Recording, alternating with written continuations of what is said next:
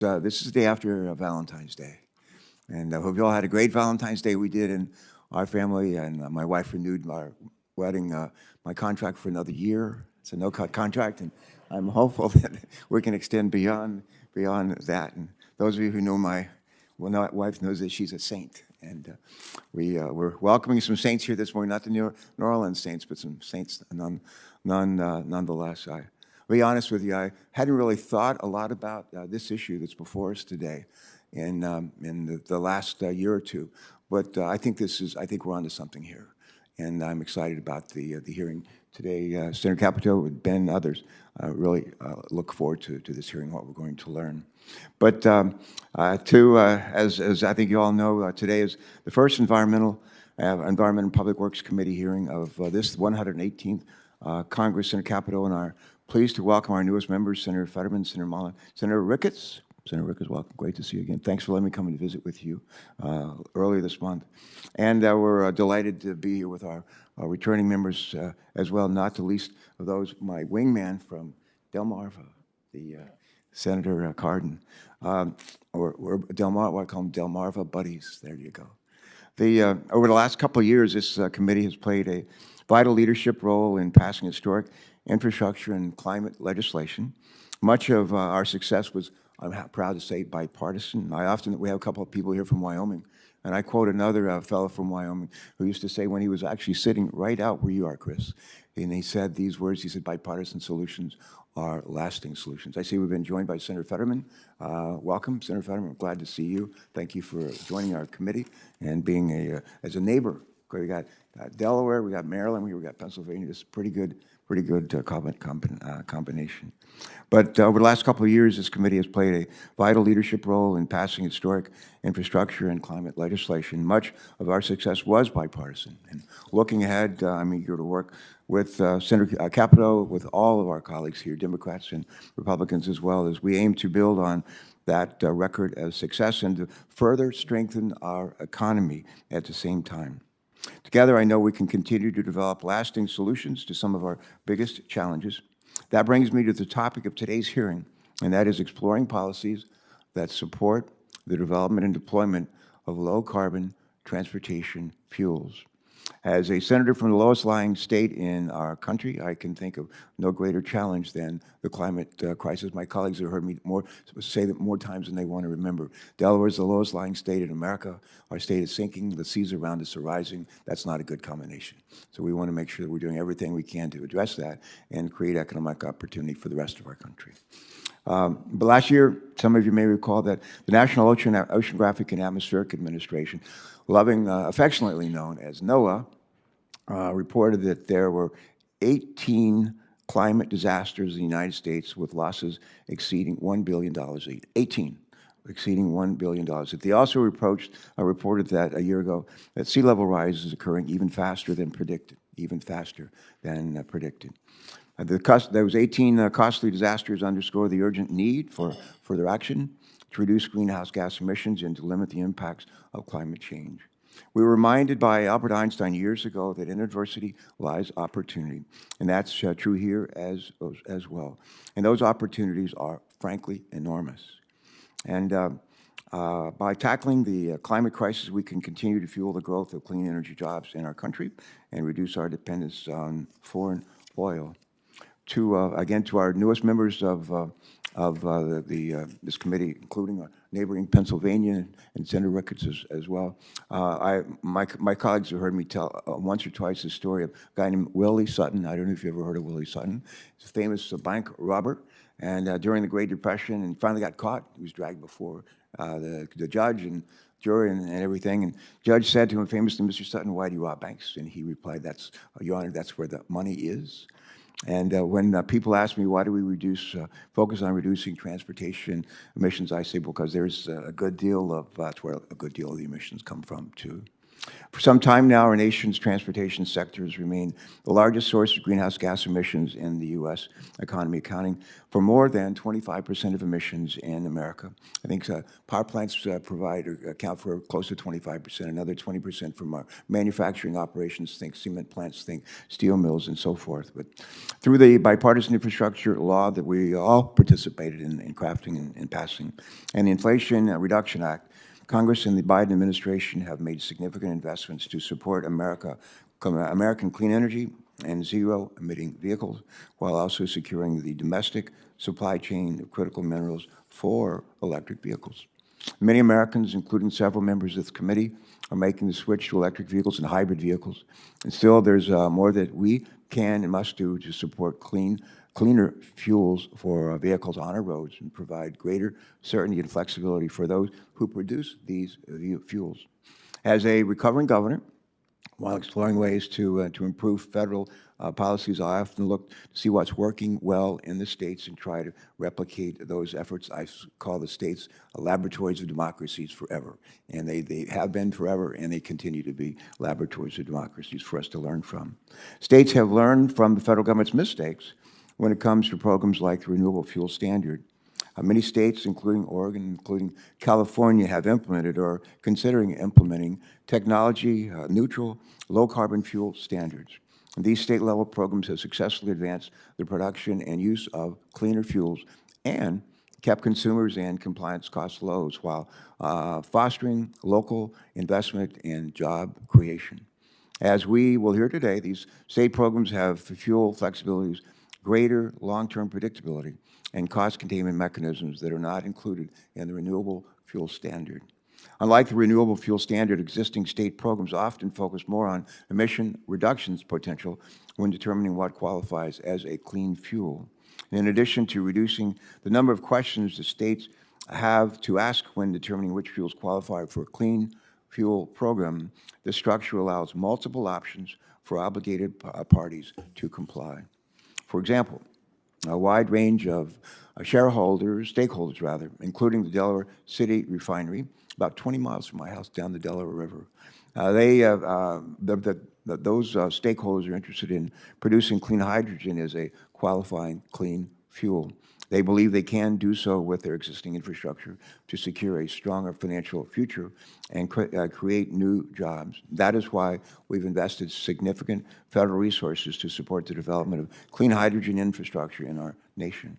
However, unlike existing state-level programs, the Renewable Fuel Standard does not currently consider hydrogen a clean fuel. Increasing the production and use of clean hydrogen is a key to reducing emissions in sectors of our economy that are difficult to decarbonize. Think large trucks, think like buses, big buses.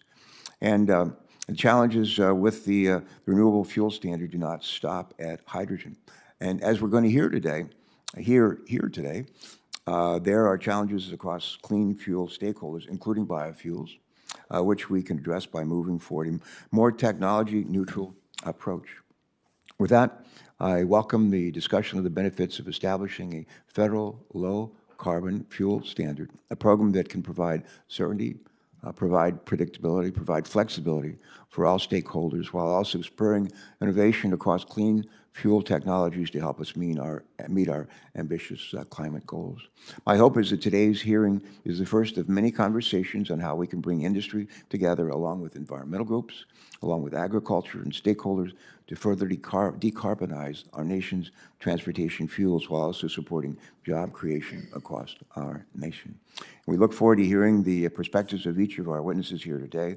Before we do that, I want to turn to our ranking member, Senator Capito, for her opening statement. Senator Capito, great to be with you. Thank you, Mr. Chairman, and thank the witnesses for being here today. And I think we've got a great panel, so we'll get to learn a lot about this. For those unfamiliar with a low-carbon fuel standard, it is a regulatory process meant to advantage fuels that generate lower carbon emissions in their production and use over fuels that emit more. This may be achieved through financial incentives funded by the taxpayers, decreasing quotas or limits on market access for more emissive fuels, or a combination of the two. I'm very concerned by the concept of empowering bureaucrats to decide what fuel sources qualify how and what associated phase-outs may look like. It sounds like a combination of social cost of carbon and centralized economic planning. We have watched administrations of both parties seesaw on the execution of regulatory programs that impact American energy prices, with experience revealing that heavy-handed regulatory approaches inevitably lead to reduced supplies and higher prices. Perhaps nowhere has the tug-of-war been more obvious than the EPA's renewable fuel standard. Speaking of that program, in December, EPA proposed the new RFS set rule to establish the required volumes of biofuels to be blended with conventional gasoline and diesel for the next 3 years, 2023, 2024, and 2025. As part of this proposal, EPA has allowed automakers contracting with certain renewable electricity producers to generate compliance credits, known as RINs, for the first time in this program. In fact, EPA says in their proposal that they are using the creation of electric RINs, or e-RINs, which have a cast value to incentivize increased vehicle electrification. Yet another subsidy for EVs was not congressional intent, nor it is a reasonable interpretation of the statute. This e-RIN proposal has aggravated proponents of the RFS, critics of the program, and environmentalists alike, a rare trifecta. The fact that it is also formulated without any political accountability should cause us all significant concern. Speaking of things to be concerned about, one state that has taken a lot of action recently on transportation fuels is California. California was the first state to adopt the LCFS. It is no coincidence that California's gas prices are more than $1.20 higher than the national average, due to its regulatory policies and taxes. A study from the Stillwell Associates found that California's LCFS by itself has added 22 cents per gallon in 2022. Oregon and Washington have followed suit in establishing their own LCFS programs and have seen their gas and diesel prices rise. Last September, fuel prices in Oregon spiked 50 cents per gallon, the sharpest spike of any state in the country. Washington's cap-and-trade and LCFS programs went into effect at the start of the year. And according to state legislators and Washington Independent Energy Distributors Association, gasoline has gone up by more than 34 cents per gallon and diesel by more than 43 cents on average as a result of the two policies in the past month and a half. This stacked LCFS and other environmental regulations and taxes mean the residents of the West Coast states face the highest fuel prices in the lower 48. But don't worry, if these prices make your eyes water, you can just buy an EV. California is requiring 100% of new vehicles purchased to be zero emission by 2035 through its advanced Clean Cars 2 rulemaking. That target means higher costs for consumers to buy still scarce electric vehicles and hydrogen vehicles, and the potential disruption of interstate commerce. According to Kelley Blue Book, the average price of an electric vehicle in the United States as of August of 2022 was $66,000. That is more than the median household income in my state, which is $50,000. I don't have anything against EVs, and we'll eventually get there, but I think people should be free to buy the vehicles they want and can afford. It does not help that California has some of the most expensive and least reliable electricity in the country, with even greater challenges ahead as nuclear and natural gas plants are forced to retire and the transportation sector is electrified. But those electricity prices can be a subject for a future hearing. Looking at the statistics on fuel and vehicle prices at a time of significant and sustained inflation, I doubt my state and many others, particularly in rural America, will want to import the West Coast's policies, which will also bring higher prices for, at best, hypothetical climate benefits. This is especially true at a time of sustained high inflation, which, despite monetary policy and the Inflation Reduction Act, inflation remains stubbornly predicted to be between 4% and 6%. We saw the figures yesterday of over 6%, well above the 2% target of the Federal Reserve, and is being forecast by groups like Apollo Global Management to be stuck there for the near or medium term. And LCFS and these other cap-and-trade regulatory processes will only accelerate and lock in those price increases at a time when America, households and businesses, can least afford it. I look forward to the testimony, and thank you again. for the- Thank you, Senator Capito. As our new colleagues that probably don't know this, I go home at night, almost every night to Delaware, and able to take the train. And I drive by every morning when I head for the train station. I drive by a BP station, where I bought gasoline for like 20 years for my 2001 Chrysler Town and Country minivan, which had 600,000 miles on it when I sold it for $1 last year. And I don't no longer stop at the station to get gas, but every day I look at the price. And I noted that yesterday the price was $4.17, which is down by, I think, by more than $1 from where we were maybe this time last year. And my hope is it'll continue to trend down. We'll see. But anyway, we're going to have a healthy debate here, and Senator Capito and I, we may have some differences here. This is something I'm just learning about, and that's why we're having the hearing. And hopefully we'll all learn something, and maybe we'll learn that there's a way to find the joint forces and move together down this road. I hope so. But now we're going to turn to our esteemed panel of witnesses. In a few minutes, we're going to hear from them in this order. And first is Michael Graff, Chairman and CEO of American Air Liquide Holdings Incorporated. He's also Executive Vice President and Executive Committee member of the Air Liquide Group. Delighted to see you. Thank you so much for joining us, and thank you for your presence in our state. Second, we're going to hear from Jeff Cooper, President and CEO of the Renewable Fuels Association. And finally, from Chris Spear, President and CEO of the American Trucking Association. Chris, very nice to see you again. And we're now going to begin our witness testimony. I'm going to ask Mr. Graff if you'll proceed with your statement. Your entire statement will be made part of the record, and you may proceed as you wish. Thank you so much. Welcome. Go ahead. Chairman Carper, Ranking Member Capito, and members of the committee. On behalf of Air Liquide's more than 20,000 employees in the United States. Excuse me, let me interrupt for just a second. Let me interrupt for just a second. My staff reminds me, it was not 417, it was 317. 317. You're right, you're right. 317, and hopefully it'll continue to drop. I think it will. We'll see. Thanks. On behalf of our 20,000 employees in the United States, I thank you for the opportunity to testify today. My name is Mike Graff, and I am the Chairman and CEO of American Air Liquide, a world leader in sustainable technologies and solutions that help decarbonize the planet and advance a clean energy economy while creating high-paying careers. It is a pleasure to be here today with Mr. Cooper from the Renewable Fuels Association and Mr. Spear from the American Trucking Associations. I want to thank Mr. Spear and the ATA, with whom we worked closely during the pandemic to ensure patients and hospitals had the medical oxygen they needed to save lives. Thank you. Mr. Chairman, it was Air Liquide's honor to host you, the Secretaries of Energy and Labor, and the National Climate Advisor at our Innovation Campus, Delaware, last August.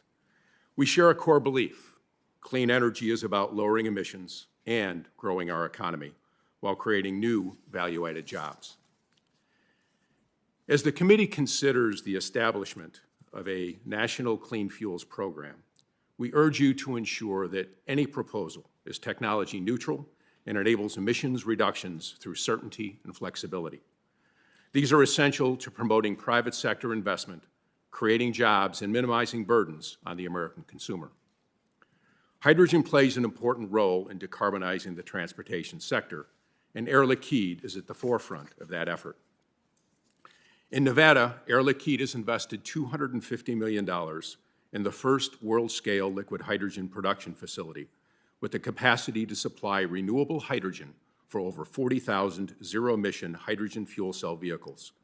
Much of this hydrogen is supplied to California under its LCFS. Leveraging the versatility of hydrogen and regional energy ecosystems, Air Liquide is also involved in many hydrogen hub proposals, which include decarbonization of the transportation sector. Mr. Chairman and Senator Fetterman, as mentioned, Delaware is home to our Innovation Campus, and Pennsylvania is home to 1,400 Air Liquide employees and is the headquarters of Airgas, an Air Liquide company. A hub here could unite the East Coast transportation system with the necessary renewable fuel infrastructure. Ranking Member Capito and Senator Cardin, an Appalachian hub could leverage the region's abundant supply of natural gas, joint with carbon capture, to produce low-carbon hydrogen. Senators Sanders, Whitehouse, and Markey, NYSERDA is leading the effort to convert the Northeast's abundant wind and hydropower to low-carbon hydrogen via electrolysis, which Air Liquide already does in this region with the world's first industrial-scale PEM electrolyzer. Similar initiatives are underway in the Midwest, the Southwest, and the Gulf Coast. Any clean fuels program must have flexibility at its core to fully leverage hydrogen within the local energy ecosystem. Air Liquide is a significant low-carbon fuel supplier that gives us insight into clean fuels programs like the California Low Carbon Fuel Standard and the nation's Renewable Fuel Standard, and their effects on private investment and on the market. First, the California LCFS has reduced CO2 emissions while stimulating private investment. Senator Padilla, the hydrogen and renewable natural gas that Air Liquide supplies to the California transportation market falls under the state's LCFS. And we also supply hydrogen for the refining industry, which is also subject to the LCFS. Second, the California LCFS employs a performance-based carbon intensity target and a fuels evaluation methodology that is agnostic about technologies and feedstocks. This is a key feature of the program designed to maximize the reduction of greenhouse gas emissions. However, given the number of fuel pathways requiring approval, a streamlined process through pathway standardization would be beneficial. Third, policies that enable the use of renewable energy credits and environmental attributes enable investments that best use regional resources, infrastructure, and technologies to meet targets, and increase the supply of low-carbon and renewable energy, ensuring consistency in the use of RECs and EAs across all feedstocks and process energy, and it avoided emissions rules would make the California LCFS more efficient. Finally, the pathway approval process for the Renewable Fuel Standard is significantly delayed. Like many entities, Air Liquide has pending RFS pathway petitions. Ours seeks to qualify hydrogen from renewable natural gas. Despite favorable review by EPA, these pathways have not advanced. The RFS pathways process needs to be transparent and timely in order to advance the nation's emission reduction goals. In conclusion, we urge the committee to ensure that any national clean fuels program is technology neutral and enables emission reductions through the program's certainty and also flexibility. Thank you for inviting me to participate today, and I welcome your questions. Mr. Graff, thanks so much. Great to see you, and thank you. Our best to you and the team you lead back in Delaware and across the country and around the world. Thank you. Mr. Cooper, Carper welcomes Cooper. Well, Capito welcomes Cooper. Chairman Carper, Ranking Member Capito, and members of the committee, good morning. My name is Jeff Cooper, and I am the President and CEO of the Renewable Fuels Association, the leading trade association for the U.S. ethanol industry. I appreciate the opportunity to share our industry's perspective on the future of low-carbon fuels and the potential for a federal clean fuels program. The transportation sector, as you said, Mr. Chairman, is the leading contributor of greenhouse gas emissions in the United States, accounting for nearly 1/3 of total emissions annually. Although transportation emissions have fallen slightly from their peak in 2006, the pace of emissions reduction must rapidly accelerate in the years ahead if we are to meet the administration's goals of net zero emissions by 2050. We believe a properly structured clean fuels program offers the best opportunity to rapidly reduce carbon emissions from the transportation sector while simultaneously enhancing energy security, creating jobs, and reducing tailpipe pollution linked to poor air quality and health challenges. RFA supports the development of a national program that is truly technology neutral and performance-based. In essence, a clean fuels program sets annual greenhouse gas reduction requirements for the transportation sector, and then it allows the marketplace to determine the most efficient and economical ways of achieving those reductions without dictating the use of specific fuels or vehicles. Under a well-designed policy, we believe renewable fuels like ethanol offer an effective and immediate solution for decarbonizing the transportation sector, including light and heavy-duty vehicles, rail, marine, and even aviation fuels. Today's corn ethanol already cuts greenhouse gas emissions by approximately 50% on average compared to gasoline. With increased adoption of low-carbon farming practices, carbon capture, utilization, and storage, and other technologies, the U.S. ethanol industry is well on its way to producing net zero carbon corn ethanol. In fact, RFA's member companies have pledged that the ethanol they produce will achieve a 70% reduction compared to gasoline by 2030 and a net zero carbon footprint by 2050 or sooner. Clean fuel policies have already been implemented at the state level, as you pointed out, Mr. Chairman, and several countries are beginning to implement their own programs. While existing state programs like the California LCFS have been successful in reducing emissions and driving investment, certain design shortcomings have at times undermined the technology-neutral intent of those programs and limited the ability of some low-carbon fuels to provide greater greenhouse gas emissions benefits. Still, ethanol and other liquid biofuels have accounted for nearly 3/4 of the total carbon reductions that have been achieved under the California LCFS since it began in 2011. If implemented on a national scale, a clean fuel program will need to be designed in a way that avoids picking technology winners and losers and drives the greatest greenhouse gas emissions reductions at the lowest cost. A nationwide program should, 1, use consistent, science-based, and transparent life cycle analysis methodologies, like the Department of Energy's GREET model, for determining the carbon intensity of all fuel and vehicle options. 2, it should set clear and predictable annual greenhouse gas emissions reduction requirements and then stick to those targets. 3, it should adopt rules for credit generation that are consistent across all fuel and vehicle pathways. 4, it should include flexibility for low-carbon fuel producers to demonstrate process improvements and carbon intensity reductions across their entire supply chain.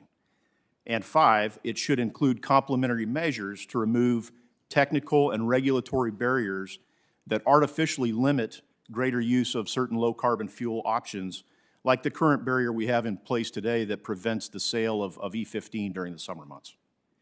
In closing, we believe a well-designed national program has enormous potential to quickly reduce greenhouse gas emissions from the transportation sector and help our nation achieve net zero emissions by 2050.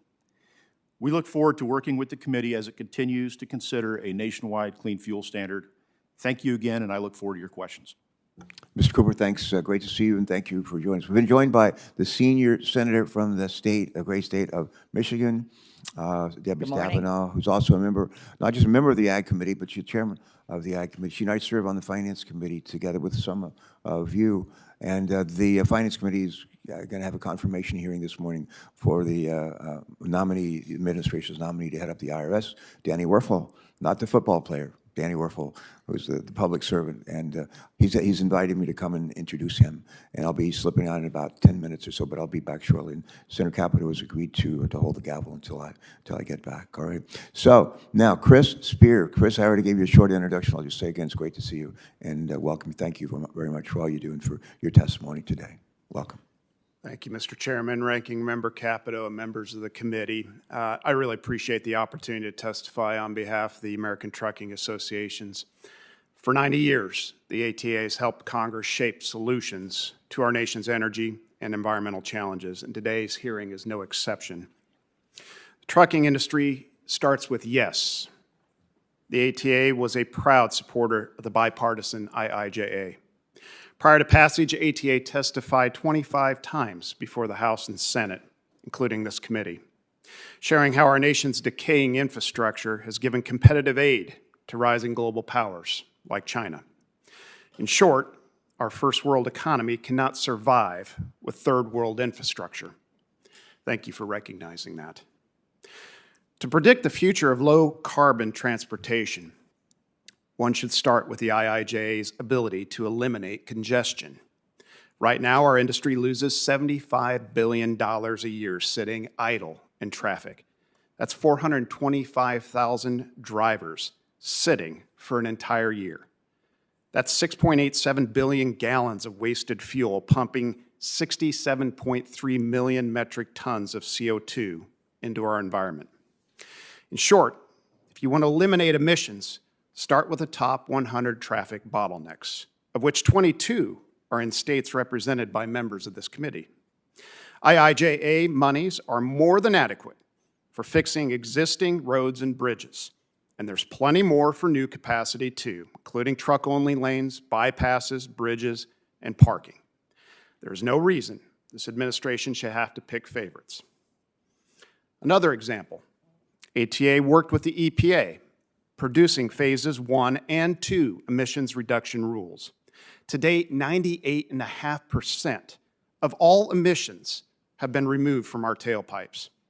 In fact, 60 trucks today emit what one truck emitted in 1988.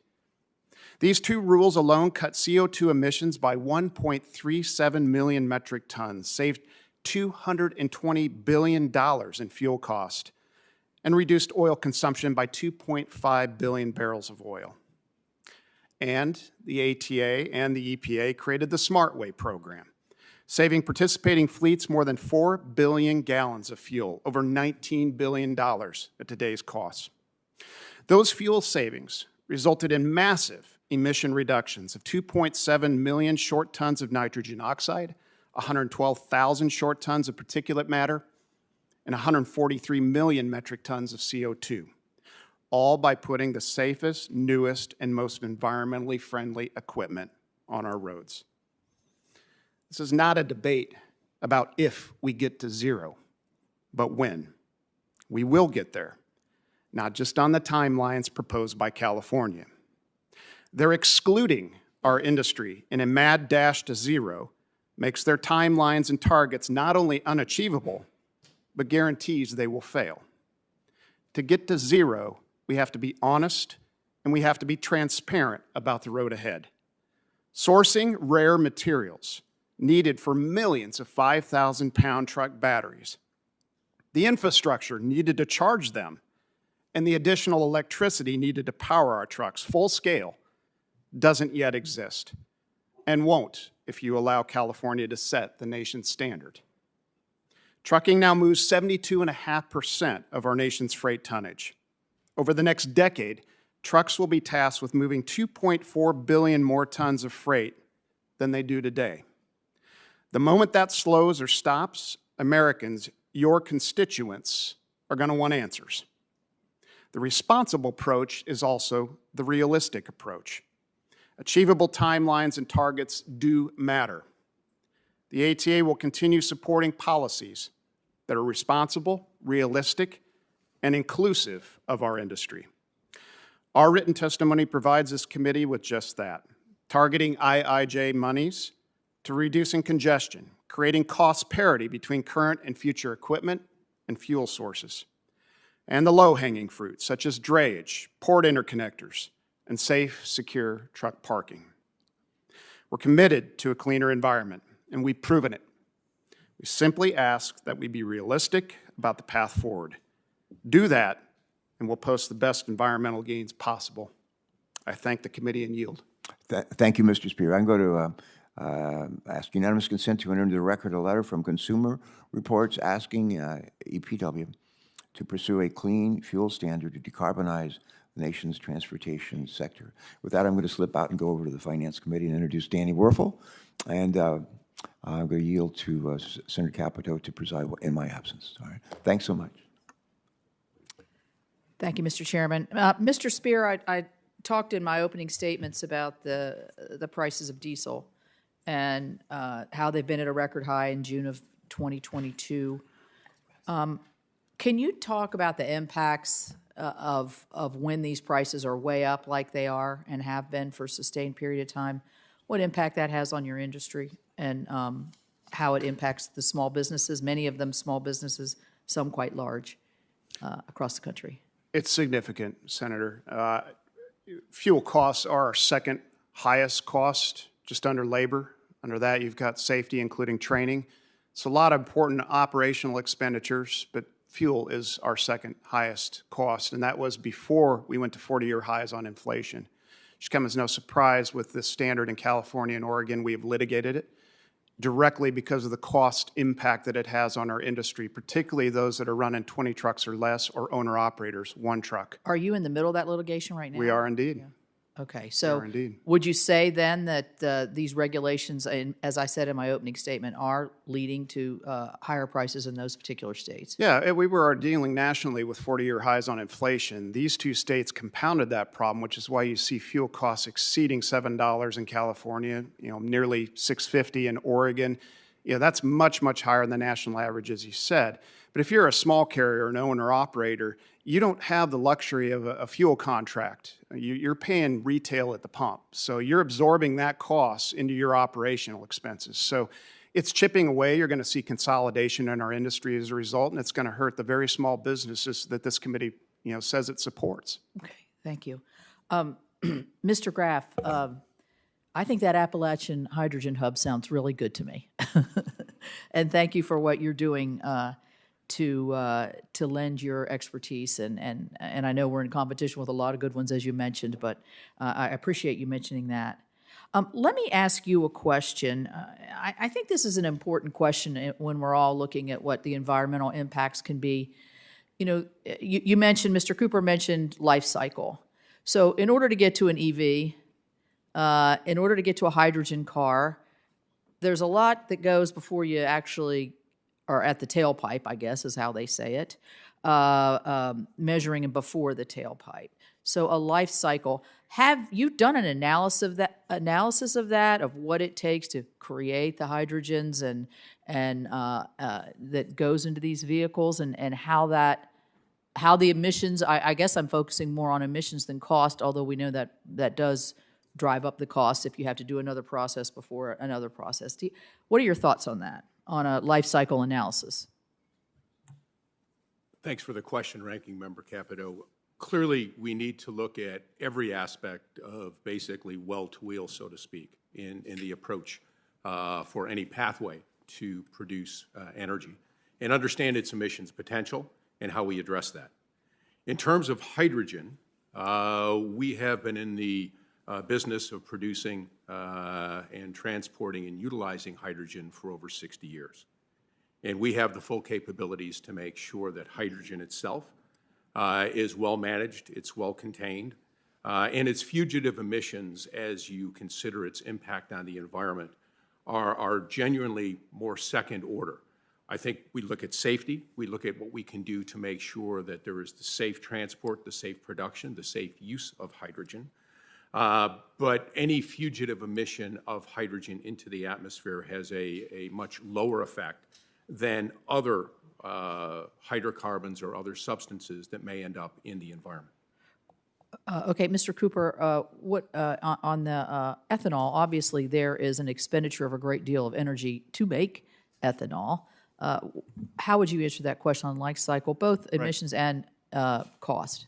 Yeah, we fully support a well-to-wheels, full life cycle approach when analyzing the carbon intensity of all fuel pathways. And we agree that in particular, when you talk about electric vehicles, we often hear them referred to as zero emissions vehicles. Well, that's ignoring all of the upstream emissions associated with electricity production. But for corn ethanol specifically, the Department of Energy analyzes in great detail that full life cycle energy use and emissions involved with farming and harvesting the corn and processing that corn into ethanol. When you add all of that together, corn ethanol has an emissions footprint that is about 50% lower than gasoline. So that does include all the farm inputs and all the energy used on the farm all the way through the process to the retail gas station, about 50%. Let me ask Mr. Graff a quick question too. Does California have like personal vehicles that are hydrogen? That doesn't exist right now, does it? In any large measure? Ranking Member Capito, there are currently 15,000 hydrogen fuel cell vehicles that have been sold into the California market. I mentioned earlier that we had built the first ever liquid hydrogen production facility to provide renewable hydrogen into the state. And that was specific in working with the automotive companies to facilitate the introduction of those vehicles. What's the cost of a hydrogen vehicle? I can't speak to the exact cost today, I think that depending on the model and the make, you're in the $50,000 to $60,000 range today. And they're quite heavy as well, correct? And no, they're quite light, actually. They are? They're much lighter than, for example, a battery-powered electric vehicle. Right. Well, the electric vehicles are a lot heavier than the vehicles we have. Their weight would be comparable to the weight you have in other vehicles today. Okay, all right, thank you. Mr. Merkley? Senator Fetterman? Senator Stabenow? Well, thank you very much, and good morning, and thank you to all of you for being here. And I will say on the issue of hydrogen, I know that there's joint ventures, partnerships going on right now in Michigan, and we're with the Army and so on in terms of development of hydrogen fuel cell vehicles, and there's having great success on a number of fronts. So let me start out, though, Mr. Cooper, and let me just say that as we look at transitions, and I'm all for transitions, and I want to see us get to electric vehicles. I'm currently driving the Michigan-made Chevy Bolt. I think it's the most affordable American-made vehicle right now in terms of electric vehicles. Love it. It's here. I love it. But I know that the reality is that our cars are lasting longer than ever, and even as we transition and all the structures and the things that need to happen, that the U.S. fleet's going to be comprised of hundreds of millions of internal combustion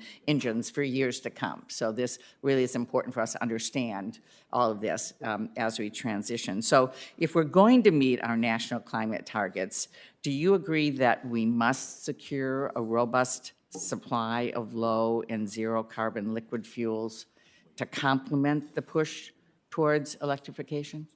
Yeah, thank you for the question, Senator, and I absolutely agree that yes, we need to embrace the use of low-carbon liquid fuels. I mean, if we're serious about reducing greenhouse gas emissions as quickly as possible, we can't wait around for full electrification of the fleet. That's going to take decades, as you pointed out. There are roughly 270 million light-duty vehicles, cars, pickups, SUVs, and vans. Today, 1% of those are electric vehicles.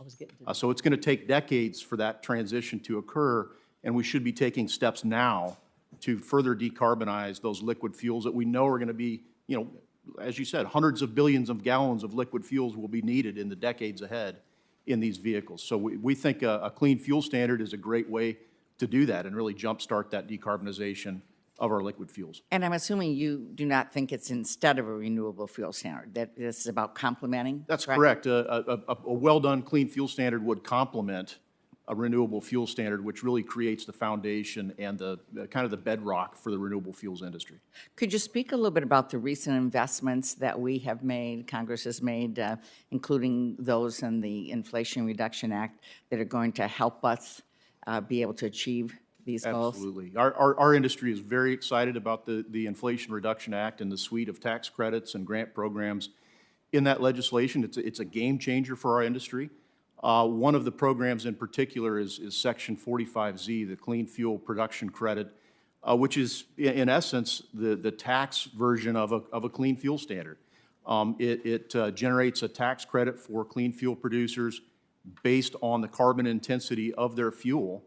And the lower the carbon intensity, the more valuable the credit is, up to $1 per gallon. Our industry is already making investments based on the availability of that tax credit in the next few years. Along with that, we had the expansion and extension of the carbon capture and sequestration credits, a $500 million grant program for biofuels infrastructure. So yes, it was a wonderful investment and down payment in low carbon renewable fuels. Great. I was very pleased to be able to, in the agriculture section of that bill, to have the investment in We thank you for that. Biofuels infrastructure. So, and you've already mentioned less carbon. I'm assuming as you talk about that, it's jobs. I hear jobs as you are talking about that as well. But I think it's also important to stress that biofuel production lowers prices at the pump, and the fact that I know this last summer, where E15 saved drivers in some areas as much as $1 a gallon. Boy, at the time when we saw prices going through the roof, that was a big deal. So I wonder if you might just speak more about how much renewable fuels save drivers at the pump. Absolutely, and we did see it especially last summer when we had record high gas prices. Ethanol was selling for about $1 to $1.25 a gallon less than gasoline at the wholesale level. So obviously, when you blend more of that lower cost product, it's going to reduce the price for the consumer. And still today, if you go to any retail gas station, the lowest cost fuel option for the consumer is going to be the fuel that has the highest content of ethanol. And we talk about California. The lowest cost fuel in the California market today is E85. It's that 85% ethanol blend. It's typically $2 to $3 a gallon less expensive than gasoline in the California market, and that's being driven by the LCFS in that marketplace. Thank you very much. I have other questions, but my time is up. Thank you. Thank you. Madam Thank Chair. you. Now I turn to our newest senator, Senator Ricketts. Welcome to the committee, and your 5 minutes for questions. Great, thank you very much. And thank you to all of our testifiers here today about the future of transportation fuels. And Mr. Cooper, you've got a great barber there. That joke never gets old. All right, so one of the things I always talk about is ethanol. I always say three things. Ethanol saves consumers money at the pump. It is going to help clean up the environment, and it's going to create jobs here in America. Ethanol must be central to any discussion that we're going to have about the future of transportation fuels. And Senator Stabenow, thank you for mentioning the dollar savings in some places, because that's awesome. That's part of my talking points today too. That E10, that 10% blend of ethanol, 90% gasoline is about 98% of all the gasoline that is sold in this country. E15 and the EPA's decision to allow that last summer helped with the high inflation that people are experiencing, bring down their fuel costs. Senator Stabenow mentioned the dollar. I think the average is about 16 cents. I just filled up my gas last time I was home. It was like 40 to 45 cents a gallon on E10, helping save that. And of course, E20, E30, E85, as you mentioned, all has future potential on that. But also, as we've discussed about ethanol helping to reduce carbon emissions, the use of ethanol blended fuels led to a reduction of nearly 1 billion metric tons of carbon dioxide equivalent greenhouse gas emissions between 2008 and 2020. Environmental Health and Engineering found that corn ethanol is 46% less carbon intensive than gasoline. In addition, ethanol creates economic opportunities for our families, especially in Nebraska. There's over 1,000 jobs, direct jobs in Nebraska related to the ethanol industry, and it creates the demand for corn from our farmers. I would also note that the byproduct, the distiller's grain, goes into feed our livestock. So it is just a wonderful thing there. And ethanol has always fueled our trucks, cars, and other transportation vehicles along the American roads and highways. So, Mr. Cooper, I want you to talk a little bit more about, this administration, as well as the state of California, have classified electric vehicles as zero emissions. Biofuels are considered low emissions. How would a national clean fuel standard impact the use of biofuels and this new CFS? How would it work with the RFS, the Renewable Fuel Standard? Would it replace it? Would it coexist? How would that work? Well, thank you for the question, Senator. And yeah, we certainly believe that an LCFS or clean fuel standard done right at the national level would complement a renewable fuel standard. Again, the RFS was primarily about volume, right, and energy independence and reducing imports. A clean fuel standard is more directly about reducing emissions and based on performance.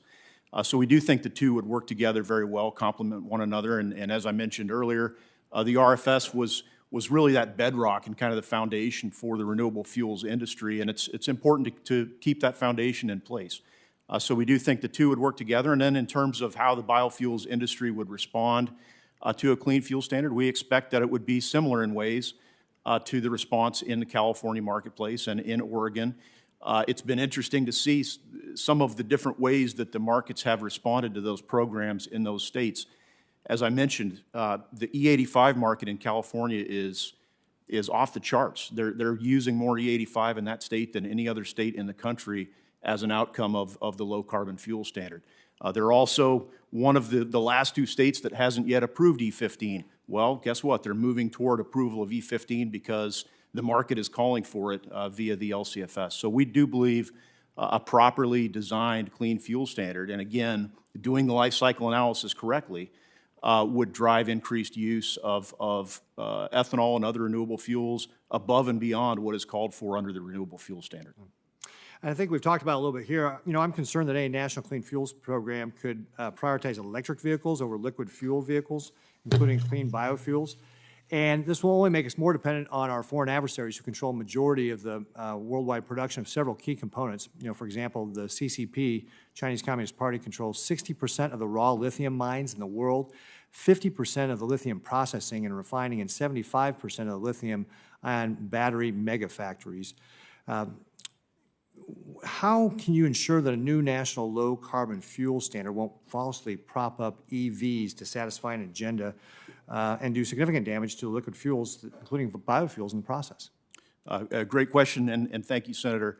Again, if the life cycle analysis is done correctly and the carbon intensity scores are developed in a fair and transparent way, we believe that renewable fuels are going to compete very well with electric vehicles in terms of the carbon reductions that they provide.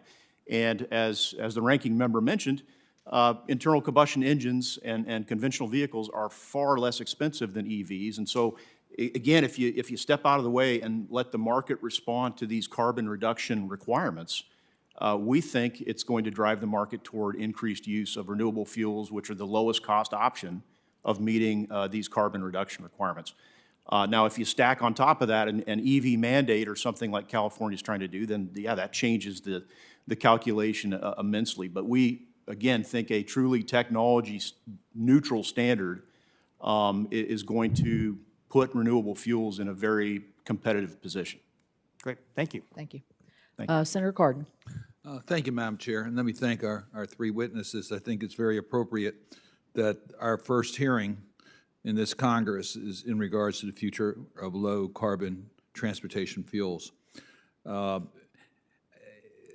Clearly, I was with Senator Merkley. We've been engaged in some of the international meetings on the climate crisis, and we have a crisis, so we need to do everything we possibly can in every aspect, and the low carbon emission fuels is clearly part of that.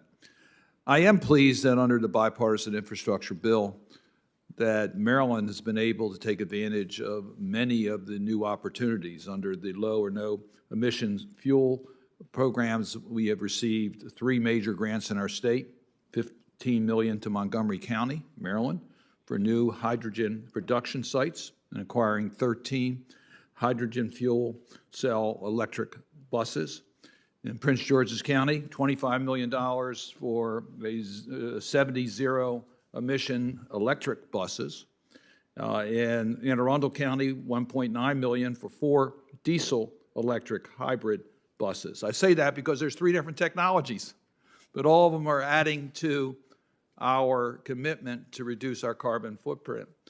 And then under the Clean School Bus Program, Baltimore City is receiving $9.4 million for 25 electric school buses. So we're taking advantage of these opportunities.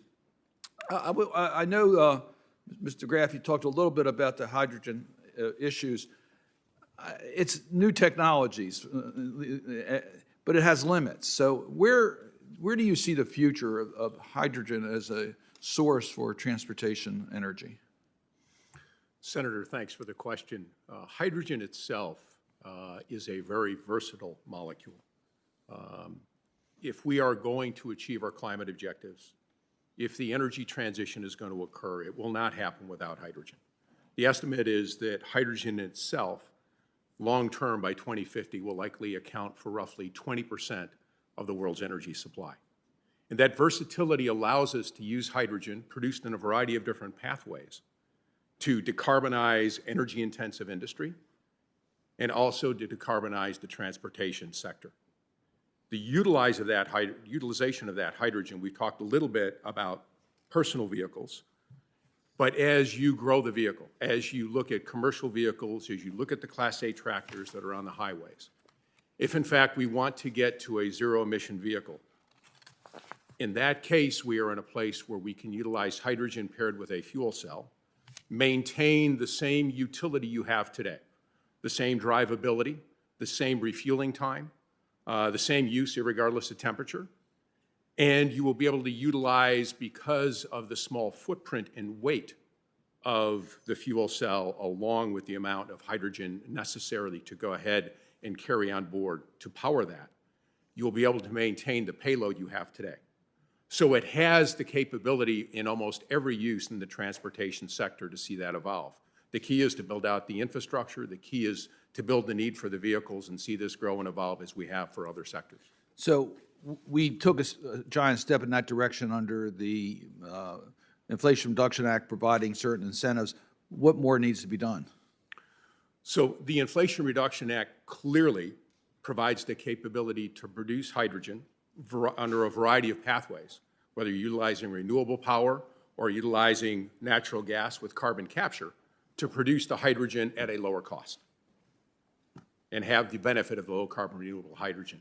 The key now, given the fact that the transportation sector is one of the most difficult to decarbonize, is to go ahead and further incentivize the use to build out the vehicles and fully utilize those.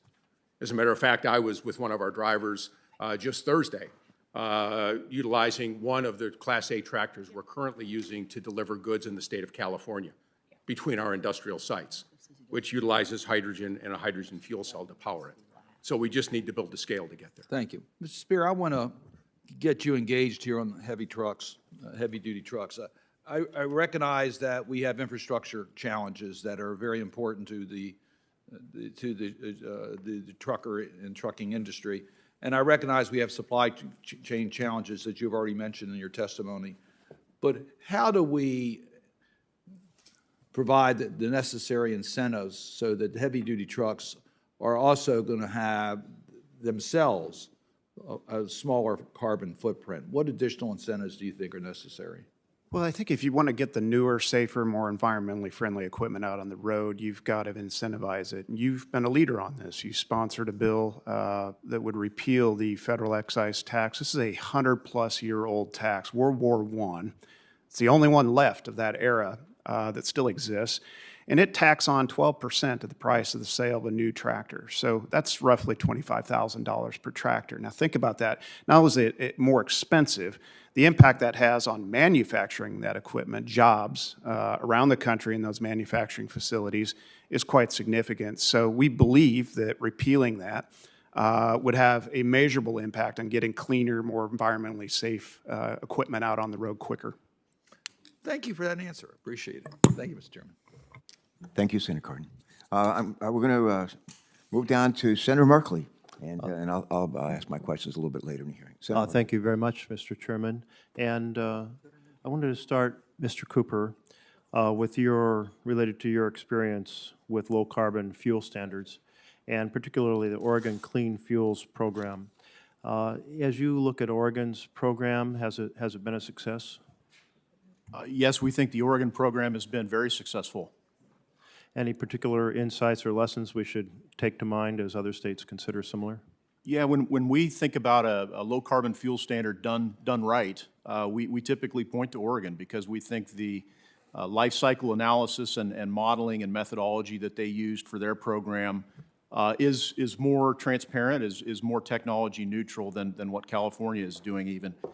So yeah, we think the Oregon program has been a great example and model for the rest of the country to follow. Yeah, thank you.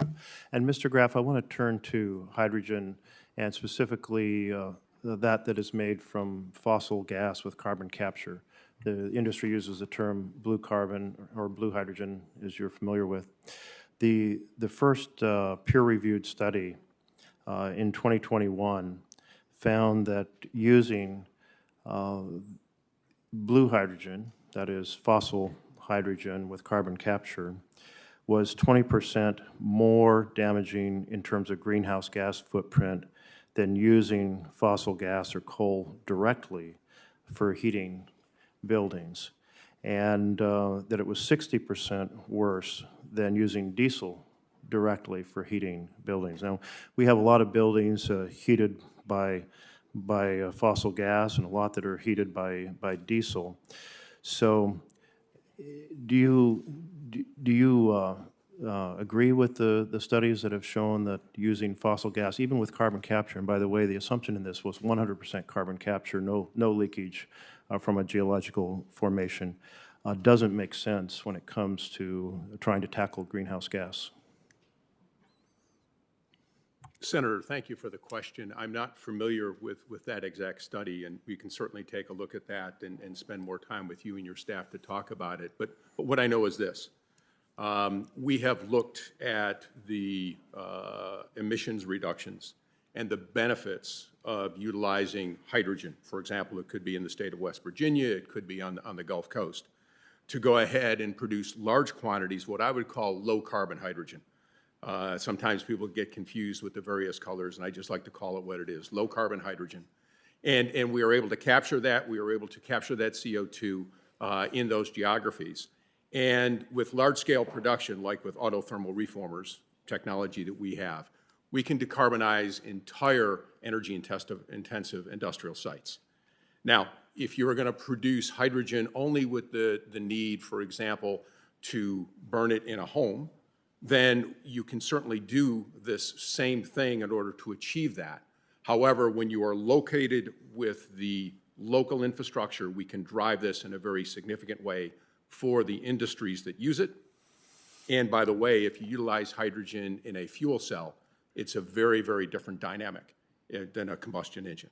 And so the benefits of that are very clear. Mr. Chairman, the point I'm wanting to drive here is we often talk about with electric cars, it matters how the electricity is made. And the parallel is that it makes a big difference how the hydrogen is made. And the industry has given it the name, it sounds very nice, blue hydrogen. It sounds like the best of the best. But in fact, it's made from fossil gas, and it is, and this is the best version where carbon capture is complete.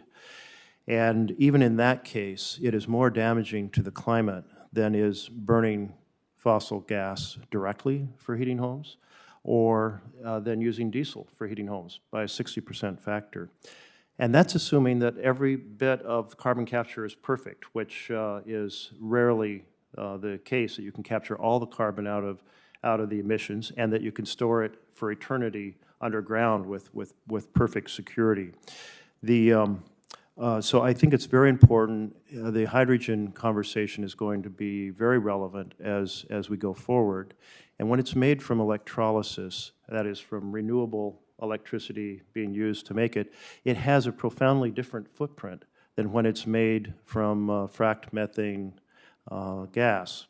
And so I want to make sure as we talk about hydrogen that we realize that there's many different forms that have very different life cycle footprints, and that if we go down a route that actually makes things worse in terms of substituting hydrogen for heating buildings that is made from fossil gas, and then if you say that there's no carbon capture, then it's even worse than that. So this is the best case for fossil gas using, and this is also true in terms of the production of electricity.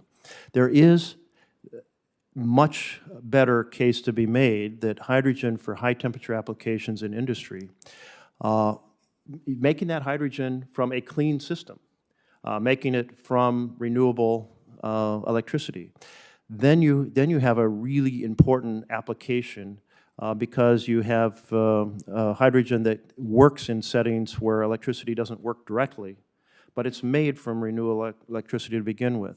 So I just want to caution that not all hydrogen is the same, and not all hydrogen hubs would be the same. Hydrogen hubs that promote essentially making hydrogen from fossil gas have a very different footprint than those hubs that would be depending upon a clean hydrogen.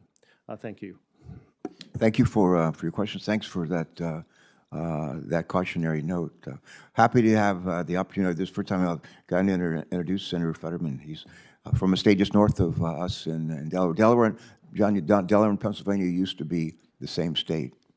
And Delaware on June 15, 1776, declared our independence from Great Britain, and we gave Pennsylvania their independence from Delaware. And but we still have a great relationship with your state, and delighted that you joined us in the Senate, and especially on this committee. Thanks so much. Welcome, Senator Fetterman. You're recognized.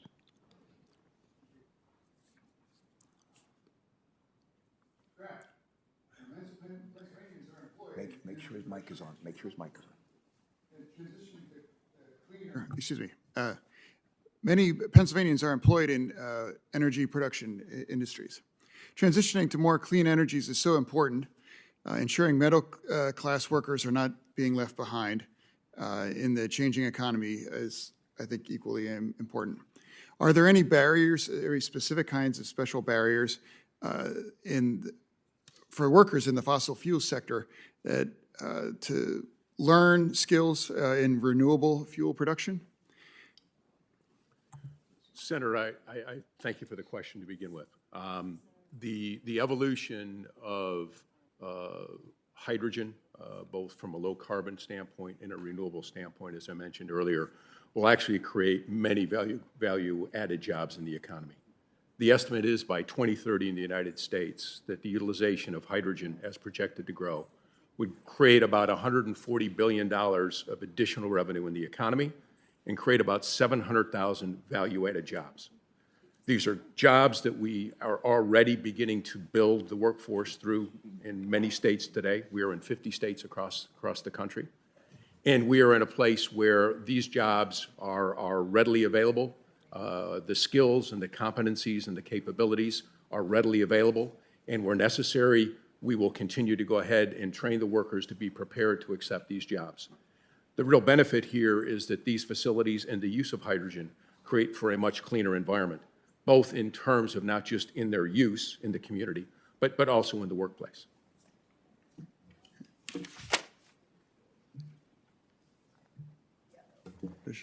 No additional questions?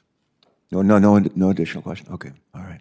We've been joined by Senator Lummis, who sent me the nicest note for my birthday last month. I saved it. I have it right here in my binder. I was going to read it aloud.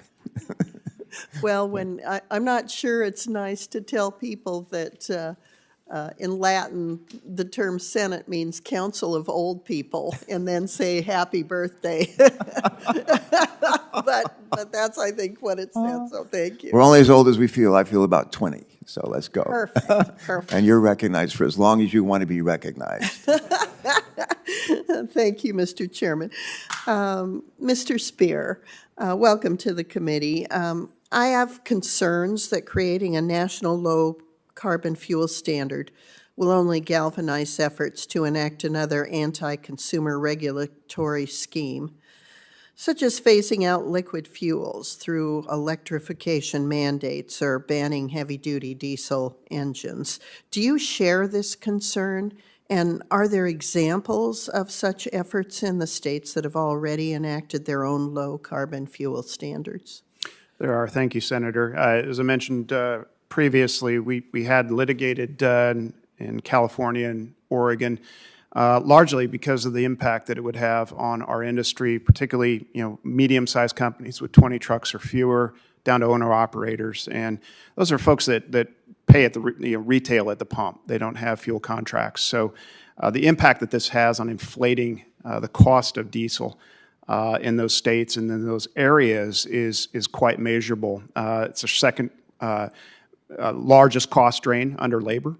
And so this is a make or break issue in terms of keeping them out on the road moving freight. Those costs generally will be reflected in what consumers pay, your constituents. So it needs to be a gradual process that takes into account the fact that we are already facing 40-year highs in inflation. So this is just an additive on top and reflected in the fuel prices, $7 exceeding in California, nearly $6.50 in Oregon. Those are the highest in the country. So we definitely are going to defend our membership when that happens. Well, President Biden recently noted in his State of the Union address that the U.S. would continue to need liquid fuels for at least the next 10 years. Is that a statement that you agree with? I think it's going to be a little longer than 10, Senator. I really do. I believe we'll get there. As I said in my opening remarks, I firmly believe that we will transition in time, but it has to be inclusive. The timeline has to be realistic, and the targets have to be achievable for that to happen. I think this mad rush to zero is going to be very impactful, not just in state economies, but the national economies. So it's something we're very mindful. I think if we pace ourselves and let the market work its will, we will get to zero.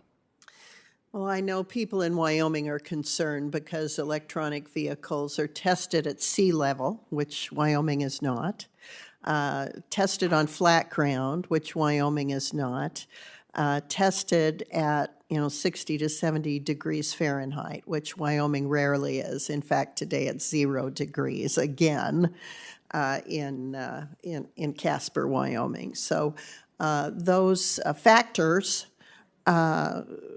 change the distance one can travel on a charge dramatically. And I don't think that that is well understood. So hopefully we can bring some of those factors to light in the coming months. Mr. Cooper, thank you for being here as well. As you know, the EPA issued what's called their SET rule, which among other things set RVO limits for the next 3 years and proposed to create a pathway for electric vehicles participation in the RFS. I'm concerned with how the EPA is proposing that auto OEMs generate E-RINs. What's your level of concern with the E-RINs proposal from EPA? Well, thank you for the question, Senator, and we share your concern with the way that EPA is proposing to allow electricity into the RFS program. We're not opposed to the inclusion of electricity in the RFS, but it's got to be done right. And we share your concern that in the case of these E-RINs, the generator of those credits would be the automaker, like Tesla, and that's completely different, completely inconsistent with how RIN credit generation is done across any other fuel that is regulated under the RFS. And so that gives us some concern. We're also concerned with the way that EPA would allow those automakers to benefit from what's called book and claim accounting, which is essentially, the automaker is going to sign a contract with a renewable electricity producer, could be thousands of miles away, and when that electron enters the grid, the automaker gets to claim that carbon reduction benefit from that electron, whether it ever is used to fuel an electric vehicle or not. And so we have some concerns with inconsistent application of that accounting practice. Now, I may have to spend a little more time with you, Mr. Cooper, to better understand that, but I appreciate you making me aware of that. Do you believe EPA's proposal aligns with congressional intent when it created the RFS nearly 2 decades ago? That is another concern we have as we look at the statutory intent of the RFS program and our understanding of that intent. It was all about stimulating the production and use of renewable fuels, not necessarily about stimulating the production and use of certain vehicle technologies. We think if you all in Congress had intended the program to drive certain vehicle technologies, you would have been more explicit about that. And is it appropriate for EPA to combine their E-RINs rulemaking with 2023 through 2025 RVOs? We have asked in the comments we just submitted to EPA last week that they sever that portion of the proposal or that portion of the rulemaking from the actual volume requirements. We think EPA should move ahead with finalizing those volume requirements, but it sounds like they need more time to really figure out this E-RIN proposal and to make sure they're getting it right. So we would prefer to see EPA separate those two parts of the proposal from one another. Mr. Chairman, I want to thank all of our witnesses for being here today. Thank you for helping educate and inform the committee. I yield back. You bet. And I want to thank you for being here and join us in a good learning exercise. When I was privileged to be governor of our state, I was very active in the National Governors Association. We had something in the National Governors Association called the Center for Best Practices. They still have it. Yes, oh yes. And it was an opportunity for governors to share with other governors, other states, what was working in their respective states. And I love being part of all of that. And I know that you breathe. I think you bring the same kind of thinking to this job as we did in those days as well. So good. Thank you so much for joining us today, for your questions. I want to ask unanimous consent to enter into the record the testimony of Oregon's Clean Fuels Manager, whose name, believe it or not, is Wind. How about that? Corey Ann Wind, W-I-N-D. And before the U.S. Senate Committee on Environment and Public Works, that Oregon, here's what she testified, that Oregon's Clean Fuels program has spurred innovation and kept consumer costs low. And the article in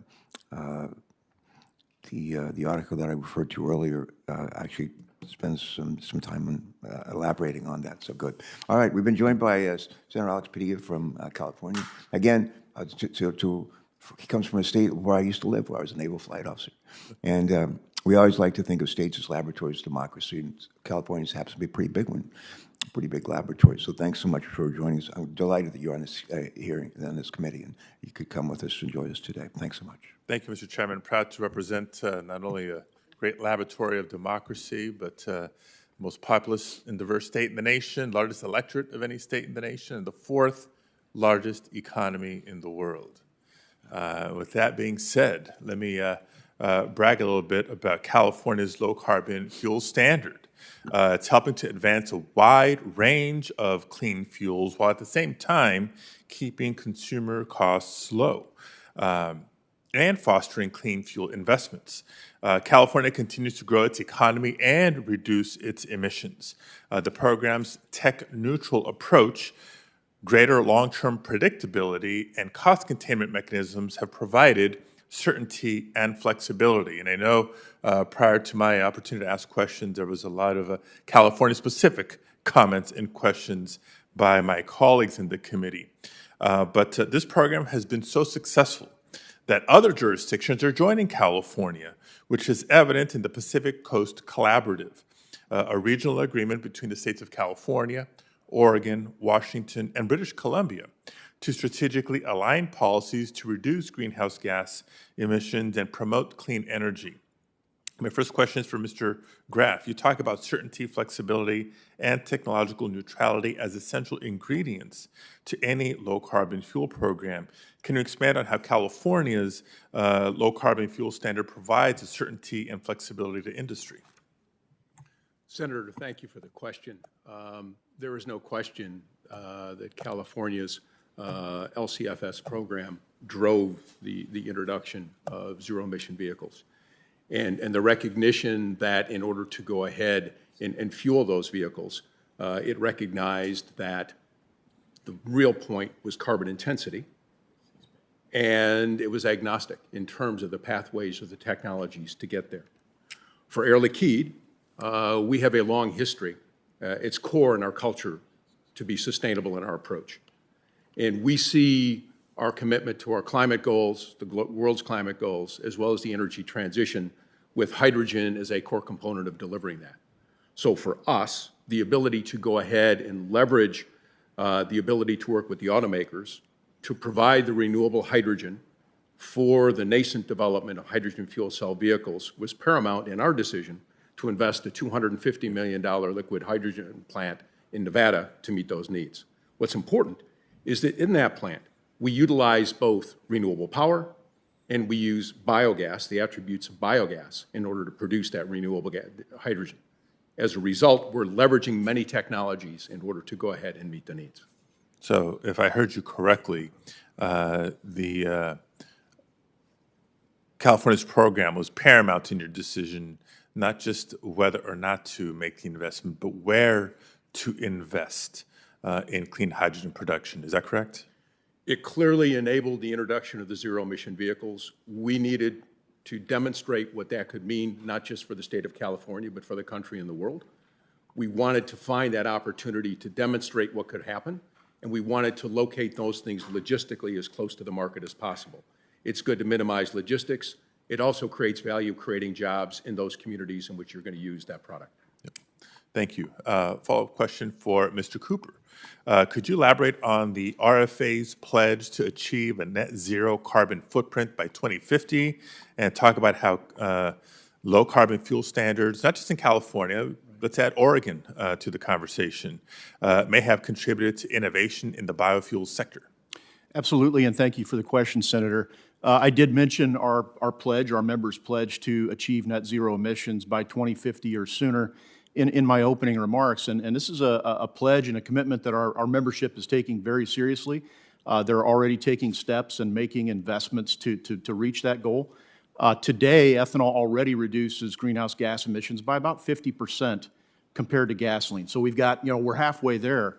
But with the adoption of technologies like carbon capture and sequestration, with the adoption of lower carbon farming practices upstream of our facilities, replacing fossil natural gas with renewable natural gas at our facilities, all of those practices and technologies will continue to drive the carbon intensity lower for corn ethanol, and we absolutely think we can get there by 2050 or sooner. And a lot of those investments are happening today, and they're being driven by the California LCFS. They're being driven by the Oregon program. Again, our member producers that serve those markets, their top priority is doing everything they can to reduce the CI, the carbon intensity of those fuels. And so they are making investments, and that was the purpose of the program. And it's why we think a similar program at the national level would be a great way to rapidly reduce emissions from the transportation sector. Thank you both. My time is up, Mr. Chair. Let me just end with this. Imagine that. Public policy, private investment. Thank you, Mr. Chairman. That's a good note to emphasize. We've been joined by our new colleague from Oklahoma, Sir Mullen. Delighted to see you today.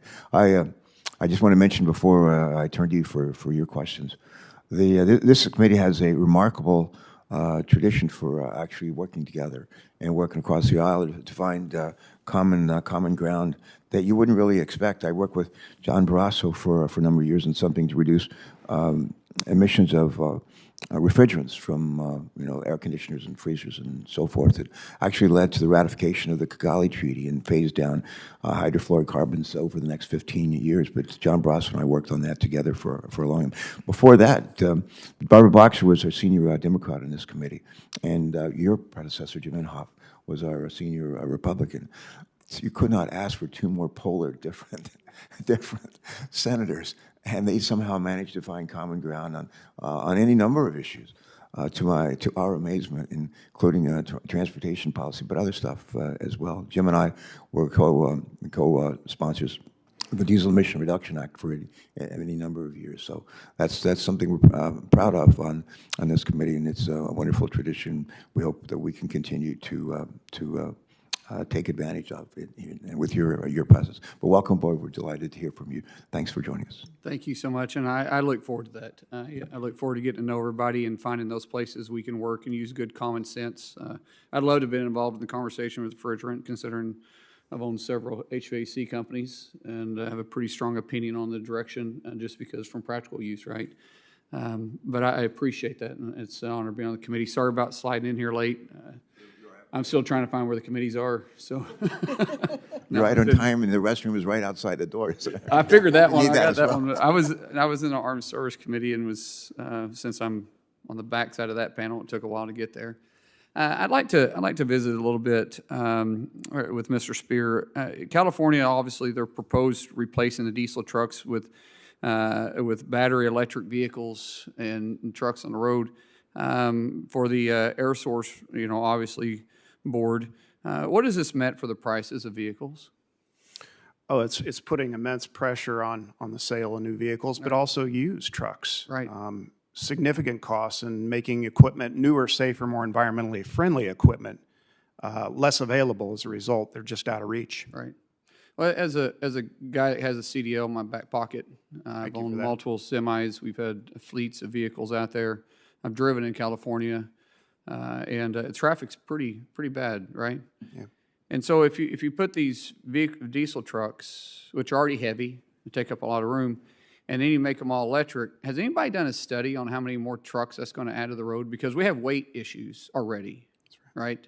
And so we kind of got two options here. Either we increase the weights of these vehicles that they can move, which could drastically affect safety, or we're going to have to literally put 3 to 1 on the road just to be able to move the same product we're moving now. Has anybody done the study on that and what congestion that's going to cause? And honestly, how much bigger of a carbon footprint that's going to put on California. Yeah, the American Transportation Research Institute's done some pretty significant recent studies on this subject and the impact that it's going to have. And looking logically at the availability of minerals to create those batteries, these are 5,000-pound batteries or more going into these trucks. And the amount of lithium, graphite, cobalt that has to go into these batteries to process that, it's not readily available. We're not sourcing that here in the U.S. Not going to come from China. It's going to come from Congo. I mean, that needs to be decided in terms of availability of the equipment. Right. Beyond that, the infrastructure to charge it, not in place. And then the amount of electricity needed to charge it. ATRA did this study, and they're showing that to charge all trucks and cars currently on the road would be 40% of current capacity. Right. I mean, think about that. Where's the power going to come from, especially in California where there's already rolling, blackouts? So, this is a question that we believe has to be answered before you move forward with such an aggressive timeline. That's also, by the way, not just confined to California.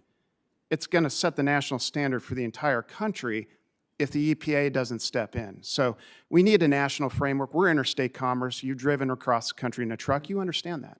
And Chris, to your point, for the reference of those that are listening, the average house has a 200 amp service that goes to every house. To charge 2 vehicles overnight, these aren't semis. And we're talking about infrastructure here. Just to charge, the average household has 2 vehicles. To charge those vehicles overnight, you would require to take a 200 amp service house to a 400 amp service house.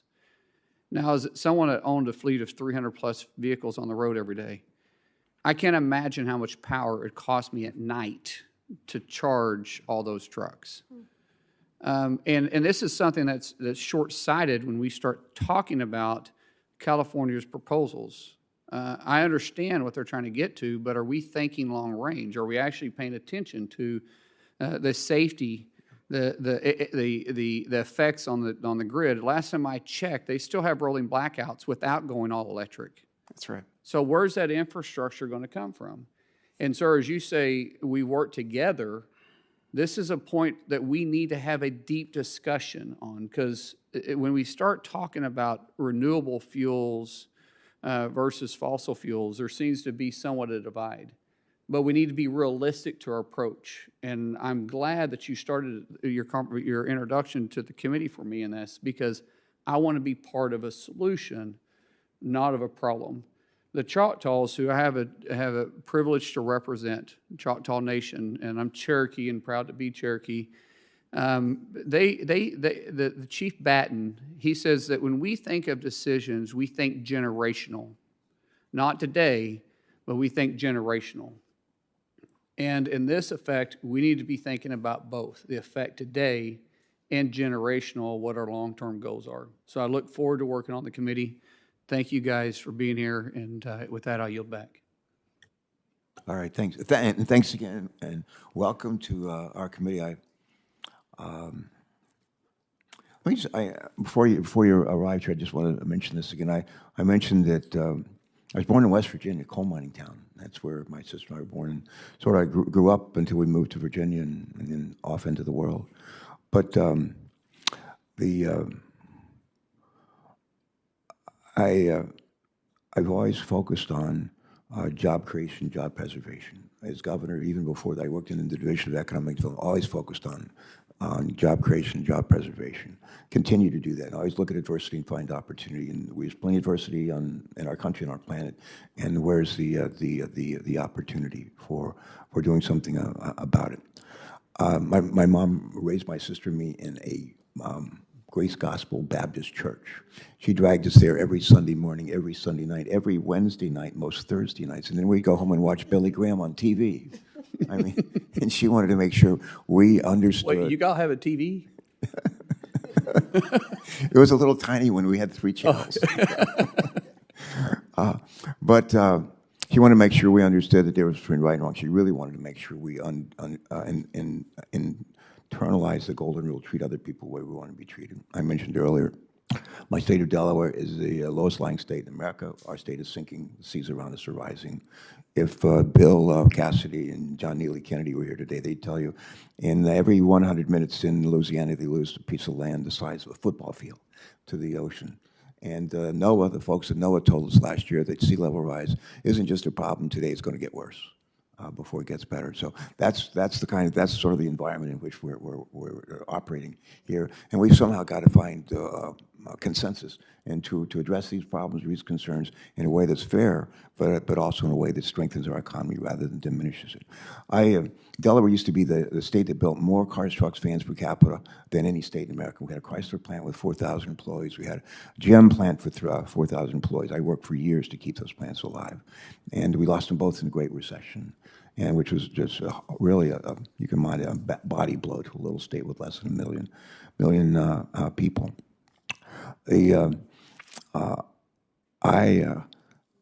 I would just say that when we decided to, Chrysler decided to close their plant, and I remember being there the day they literally tore down the plant and leveled it to the ground. I nearly cried. But we have in the site that used to have 4,000 employees. We have 4,000 people go to work every day in the science technology campus that's affiliated with the University of Delaware. So in adversity lies opportunity. We have just to be smart enough to figure out how to get there. And the way we do it on this committee is just being honest with each other, working with each other, thinking outside the box, looking to see what works, and trying to do more of that. I remember going to the Detroit Auto Show. We used to go every year to the Detroit Auto Show. And I remember one year being there, and they call them stands. And every auto producer has a stand, like GM has a stand, Ford has a stand. Some stands are bigger than others. They have all kinds of different models and trucks and so forth and vehicles.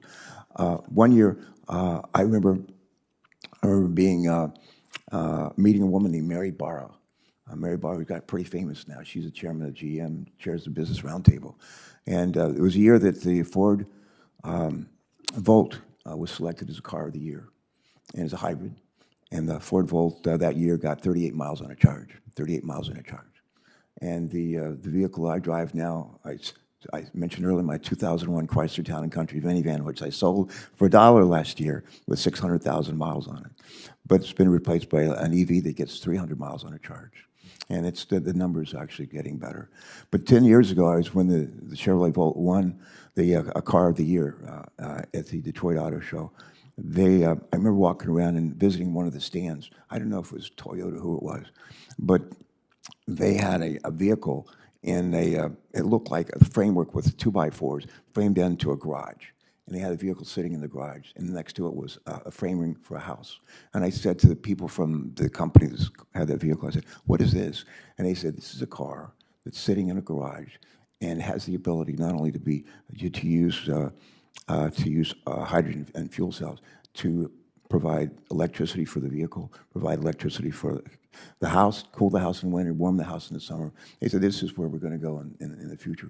And like 10 years later, that's a reality. So there's a lot we can do here, and a lot of ways to create jobs. And I'm all about jobs. I think the best thing we could do is, I used to say in my speeches, I talk about the least of these in our society, and I'd say, if you give a person a fish, you feed them for a day. If you teach a person to fish, they can feed themselves for a lifetime. I used to say that was in the Bible. One day I'd say that in a speech, and there's a minister there, and he said to me after my speech, that that's not in the Bible. So, but, well, I say it should be. It should be. It's been quoted a lot, that was. There you go. Mr. Chairman, may I remark on your comments? Well, one of the things during the State of the Union address, when President Biden mentioned this 1-decade goal, I thought about how without permitting reform, we don't stand a chance, because one of the largest wind energy facilities in the country has been developed in Wyoming by Philip Anschutz. And it took him over 10 years just to acquire the transmission line right away.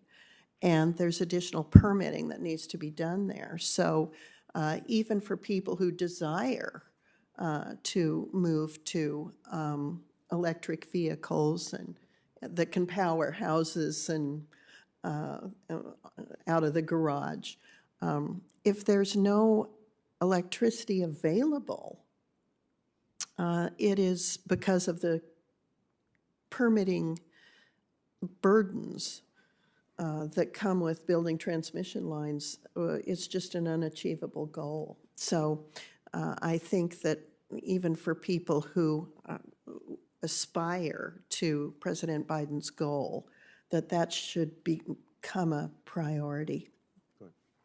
I agree. Thank You know, you. President Biden, when we ended up voting on permitting reform, as you'll recall, at the end of last year, we ended up not passing it on a 47 vote. And President, I think, worked very hard to try to get it adopted.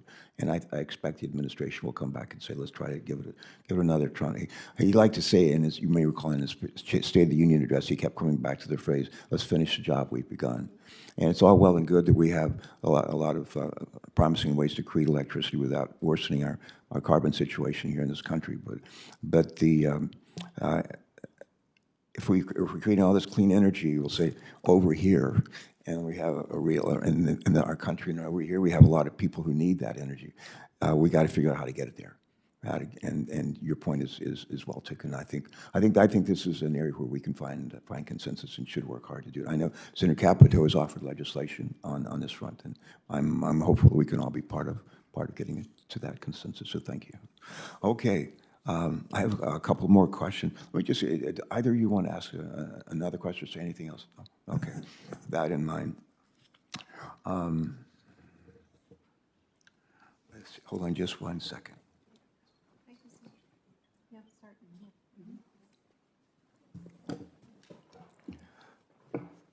As a recovering governor, this is a question for Mr. Graff and Mr. Cooper. And as a recovering governor, I often look to states for policies that work. I've mentioned this before, but today there are states that have implemented or are in the process of considering technology-neutral, low-carbon fuel standards that provide greater flexibility and certainty than the renewable fuel standard. For example, as we heard last year from, again, Ms. Corey Ann Wind, that's a great name, isn't it? Corey Ann Wind, Oregon's Clean Fuels Program Manager.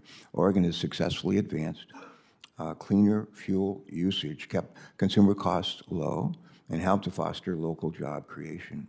Oregon is tracking consumer fuel costs as a requirement of the program, and Oregon has lower fuel prices than surrounding states such as Idaho, which does not have a clean fuels program.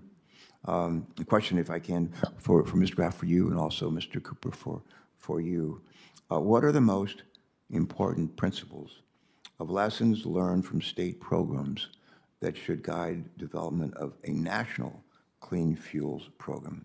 And how are these state programs protecting the interests of consumers? Please, Mr. Graff, would you go first? Mr. Chairman, thanks for the question.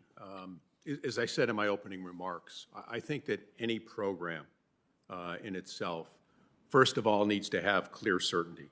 That is to say, if in fact we are going to make major investments as a country or as a business into the infrastructure, into the production capability to provide for renewable fuels, for low-carbon fuels, we need to have certainty as to the future. Because when we invest for the long term. These facilities will be in operation for 15, 20, 40, 50 years. The second thing is, I think, flexibility. That is the ability to choose the right solution for that ecosystem.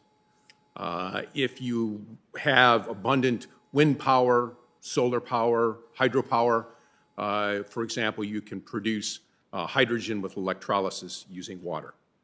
If you have an abundant supply of natural gas and the capability to store carbon in subsurface geological structures like you do in West Virginia or on the Gulf Coast, then you can utilize hydrogen with carbon capture in order to produce that hydrogen. And by the way, the byproduct natural gas liquids you produce are critical and necessary to the local economy to preserve the jobs and grow the jobs in the chemical industry. So that's critical in terms of the versatility and the flexibility of what you need to have. And then the final piece is around technology. We don't want to pick or choose specifically what technology to apply in a rule or a law. We want to give the companies, we want to give the ability to go ahead and pick and choose what makes the most sense, whether it's renewable power, whether it's biogas, whether it's hydrogen with carbon capture, whatever the case may be, and to build that at the appropriate scale to meet the needs of the local economy. Good. Thank you. Thank you. Jeff?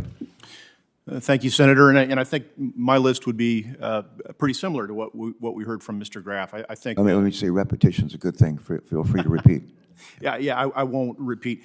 But I will say, setting clear and predictable carbon intensity reduction requirements is very important, and then sticking to them, not backtracking or changing them retroactively. And then secondly, life cycle analysis is critically important. Under a program like this, it's those carbon intensity values for each fuel pathway that really is the engine that drives the program. So having a consistent, transparent, science-based life cycle methodology is critical to the whole thing. And again, that's why we think the Department of Energy's GREET model is a great example that, for that type of methodology. All right, thanks. I'm going to pick on Mr. Graff again for a minute here, and that's a question of dealing with energy security. Recent price spikes in petroleum prices, particularly following Russia's invasion of the Ukraine, all those prices at the pump, as I've seen witnesses as recently as this morning in my neighborhood. But they demonstrate that global markets continue to drive fuel prices. The volatile global oil market creates economic uncertainty. It puts pressure on American families and businesses that no amount of domestic drilling can prevent. I believe the solution to high oil prices and dependence on foreign oil is to reduce demand for oil and transition away from oil over time, while giving consumers more choices to fuel our cars, our trucks, and our vans. Fortunately, clean hydrogen is an example of a low-carbon fuel that can be produced domestically from renewable fuel resources like wind, like solar, like biomass.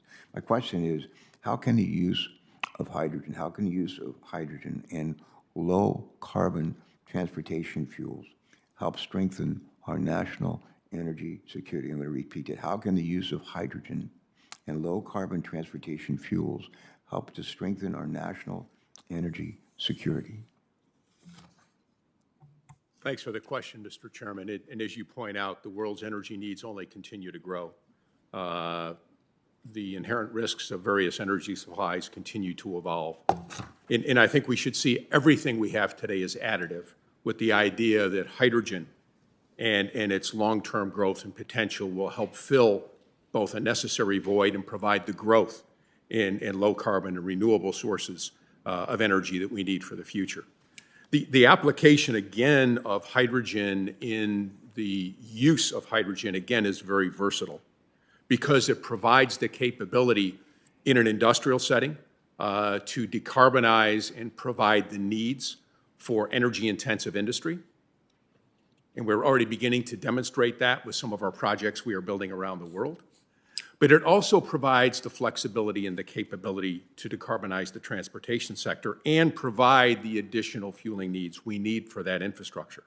We already had a conversation about personal vehicles, the introduction of those vehicles, and how it's used. As you scale those vehicles into a commercial vehicle or a Class A tractor trailer, the utilization of hydrogen is a primary and a core vector that will allow us to decarbonize heavy transportation. And in its use, it has basically this— Did you say carbonize heavy or decarbonize? Decarbonize. Thank you. As we look to go ahead and think about its utilization, which is similar to everything we have today. If you utilize hydrogen in any of these vehicles, regardless of their size, you have the same range of drivability. You have the same utilization. That is to say, in refueling, it is the same experience you have today. You don't have to wait hours to recharge. It is the same experience you have today. If you were to still have your minivan and you had to fill it with fuel, it would— Don't let my wife hear you say this. It would be the same. It would be the same experience in refueling a hydrogen fuel cell vehicle. The inherent drivability, irregardless of temperature, is paramount. It doesn't matter where you are. We had a conversation on this earlier. Temperature is not an issue for a hydrogen fuel cell vehicle and its performance. And at the end of the day, the inherent weight and the size of the array necessary for just the fuel cells and the full charge of hydrogen is comparable to what we have today. It doesn't require additional weight. It doesn't require additional size from an array standpoint, so you can maintain the same type of payload you have today. So I think all this is additive, substitutive, and we are able to go ahead and demonstrate its versatility in almost every sector, including if you wanted to back up power and you want to back up the grid. Okay. Just a quick follow-up, if I could, Mr. Graf. I mentioned earlier, you may recall, Consumer Reports supports a clean fuel standard because it can, this is their quote from Consumer Reports, help alleviate high gas prices by providing more fuel options for consumers that are not tied directly to fluctuating oil prices, close quote. Mr. Graf, do you agree with Consumer Reports on this point? Could a technology-neutral clean fuel standard actually lead to lower costs for consumers? I think anytime you have a market-based, flexible program that allows you to utilize any technology as long as it meets the requirements will create the lowest cost solution to the consumer. At the end of the day, the consumer wants power to be, or fuel to be available. It wants it to be as low cost as possible, and clearly they want it to be cleaner. And so I think that the affordability, the availability, and the ability to go ahead and provide cleaner fuels is paramount as we think about where we're going to go in the world around us. Good, thanks. I have a question for the entire panel. Before I do, I want to just take a couple of minutes and give Chris Spear a chance to comment, especially on the, if you would, Chris, on the potential for hydrogen with respect to large vehicles, trucks, vans, and semis, buses. My hope is that there's a future there that would involve hydrogen. The cleaner, the better. But are we barking up the wrong tree, or is there something to this? No, not at all. I think we've got a tremendous amount of innovation that's occurring within our industry, and a lot of that is domestic innovation. Our trucks are largely manufactured here in the United States, even foreign flag carriers. So it's a very exciting space. And I appreciate Michael's comments across the board. We too are tech neutral. Our industry will gravitate to different types of energy sources, fuel sources that fit their business models. So I mentioned drayage. Starting in the ports where the equipment is confined, electrifying there makes a lot of sense. Don't do it too fast. A lot of that equipment's old, and a lot of the people servicing those boxes are 20 trucks or less operations. So if you go too quickly, and the cost of electric truck or now a hydrogen truck, as they come online, are much, much higher in price. So you've got to let parity work its course. That's why I keep coming back to the timeline. My comments about California and Oregon they're not rhetorical. It's factual. If you've got a timeline and a target that is that aggressive in an economy that size, fourth largest economy in the world, we service that. If you want us to keep servicing that and providing those goods to consumers, your all's constituents, you've got to build in time to do it. Those wins that we've had with the EPA took 40 years to get 98.5% of the tailpipe emissions out, and we're committed to the remaining 1.5. So moving to electric, moving to hydrogen, these are emerging technologies that will take time, but they're very exciting. Senator Lummis was talking about Wyoming. I'm from Wyoming, Jeff's from Wyoming. It's a very different climate, and it's going to have different conditions, different applications. Hydrogen has tremendous potential for longer haul, not affected by cold or heat. It's a very, very exciting technology for us beyond electric. So we'll get there. As I said in my opening remarks, it's just going to take a little bit more time than some states are providing. Okay, thank you for that.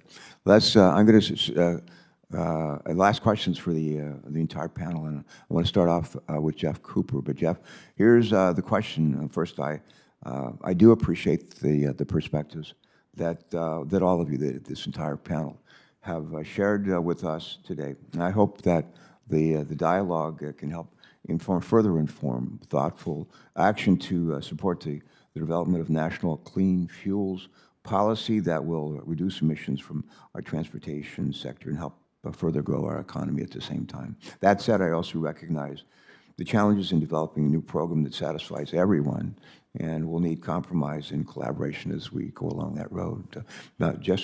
My question was, would you just take a moment and share with us where you believe there is common ground amongst you as a panel?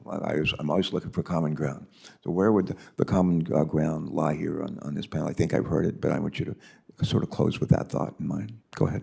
Well, thank you, Mr. Chairman, and again, thank you for the opportunity to testify today. I think this has been a wonderful conversation and very enlightening. I do think I've heard lots of common ground amongst the three of us today around the need to continue innovating and continue looking at and investing in technologies that reduce carbon emissions, that reduce dependence on petroleum and imports in particular, and that continue to stimulate investment and innovation in new technologies. I think that's one area where we're all in agreement, and I think a clean fuel standard, again, if properly structured, would do that. Good, thank you. Mr. Spear, Chris. Yeah, Mr. Chairman, you and I have had conversations on this, other members of this committee and staff. We're all in on this. We start with yes. I think we've demonstrated that over the last 40 years with the EPA. We need to collaborate, public and private, setting standards that are achievable. So the timelines and the targets do matter. What I hear that's common amongst this panelists is tech neutrality and market-driven. And to do that, you have to be inclusive. You have to be transparent. Our industry serves 72.5% of the domestic freight in this country. So there's really nothing that we eat, drink, or wear that did not at some point touch a truck. And 3.8 million drivers out there making it happen. So it's a very proud industry. It's a hardworking industry. It's one that we need to keep around as an economy. And so going at the right pace and hitting the right targets, we will get there. I'm convinced of that. And working with our partners at this table, we're committed to doing that. And we'll help this committee achieve those goals. Great. Thank you so much. Mr. Graff, closing thought, please. Thank you, Mr. Chairman, and thanks to the rest of the panel for their thoughts today as well. I fully agree with the other panelists. I think there's very common agreement. First of all, on the need for clarity, for certainty, for flexibility, and for the ability to innovate on various technologies in order to meet the end-use consumer's needs and in order to meet the country's needs. I think all of us here and the organizations we represent or company we represent are clearly committed to the long-term prominence of the U.S., whether that's an innovation, which has been core to the U.S. since its founding, and the benefits that brings, whether it's to go ahead and recognize that the U.S. is clearly, from an energy standpoint, the world leader of production, and from the standpoint of the future of the willingness to innovate, to demonstrate we're not only the energy leader today, but we will be the clean energy leader in the world in the future as well. But most importantly, to make sure that in everything we do, whether that's meeting the economic needs of the country, meeting the economic needs of the various representatives here and the businesses we represent, is to give back to the community, to make sure we keep our own employees, but more importantly, communities in mind of what we do, and that we're able to go ahead, give back in those communities, we're able to create jobs in those communities, and clearly maintain those jobs and grow the value-added jobs that we can create in the world around us. If we continue to manage all that in balance, if we continue to go ahead and drive that in the right way, we will continue to propel the U.S. as we all know it. Great thoughts. Great thoughts. Thank you. We're indebted to each of you. Thank you for spending this time and sharing your ideas with us and helping to further cultivate an atmosphere to find consensus in an incredibly important issue. I am going to make a couple of unanimous consent requests before we let you escape. And I would ask unanimous consent to enter the record announcements from Volvo, from Tesla, from Nikola about their plans to roll out electric big rigs with 350 to 500 mile range. Let me say that again. I want to make sure I got that right. The plans of these three manufacturers to roll out electric large rigs with 350, 500-mile range. That's quite a bit. Volvo's looking to have half of their truck sales by electric by, looks like 2030. Proving electric heavy-duty vehicle technology is advancing quickly, and I would ask unanimous consent to enter into the record announcements from those companies. I'd also like to ask unanimous consent for the record to submit various articles, reports, and other documents that help demonstrate the benefits of the federal program to help provide uncertainty, predictability, and flexibility for all stakeholders while lowering costs for consumers, spurring clean fuel technology innovation, and helping to meet our climate emissions reductions goals. True confession. I was born in West Virginia, a coal mining town, grew up in Danville and Roanoke. All my life as a kid, I love cars, trucks, and vans. As a little boy, and as a teenager, and even as a big boy today. And it's been a passion of mine. I'm an Ohio State graduate, love Ohio State, but I love Detroit. I'm a huge Tigers fan. I was on the phone earlier this week with Chris Ilitch, the owner of the Tigers, talking about our team and pitchers and catchers reporting above. So this is something that's just part of my DNA. The other thing that's part of my DNA is trying to find consensus and common ground, trying to make sure that the people that are they're being born today are going to have a planet to grow up on and a planet to grow old on. And as they grow up and grow old, they'll have jobs that they'll enable them to support themselves and their families. I mentioned earlier, I used to love to go to the Detroit Auto Show. They've always had it in January, and some of you may have been there. It's always cold, and they've moved the Detroit Auto Show now to June or July, and now we have the auto show here in the winter. And they invited me to come by and speak at the DC Auto Show last month, and I was struck by, as I walked around and looked at the vehicles that were being offered at the auto show, and thinking about like 10 years ago. When I was starting to first think about maybe buying an electric vehicle. Being at the Detroit Auto Show, we had the Chevrolet Volt. It was a hybrid. It got like 38 miles on a charge. And but I'd walk around like the year after that and after that and after that, and there just wasn't much coming along in terms of electric vehicles and hybrid vehicles. Boy, there is now. I was stunned when I walked around the showroom, a huge showroom for the DC Auto Show. There's so many, and it's not just little cars, and it's SUVs, and it's minivans like my old Chrysler minivan, all kinds of vehicles that are being offered these days. And it was exciting to see, and a lot of them are being built right here in America. This is a glass half full deal. This is a glass half full deal. It's not going to be easy to get from here where we need to go, but it's imperative that we do that. I'll close with a quick story about Albert Einstein that I occasionally share in this committee. So hopefully that you will not have heard it. I take the train to work. I take the train to go home most days, and love the train. Love Amtrak. Used to be on the Amtrak board. Bill Clinton put me on the Amtrak board and gave me a chance to help fashion, form the future of passenger rail in our country a little bit. But this weekend, my wife and I gone up to New York City to celebrate the birthday of one of our sons. And on our way back, we stopped at a train stop where Albert Einstein used to get on and off the train. And I used to teach at Princeton. And as we stopped at Princeton, the train station, and I was reminded of an Albert Einstein story about that he got on the train to go someplace.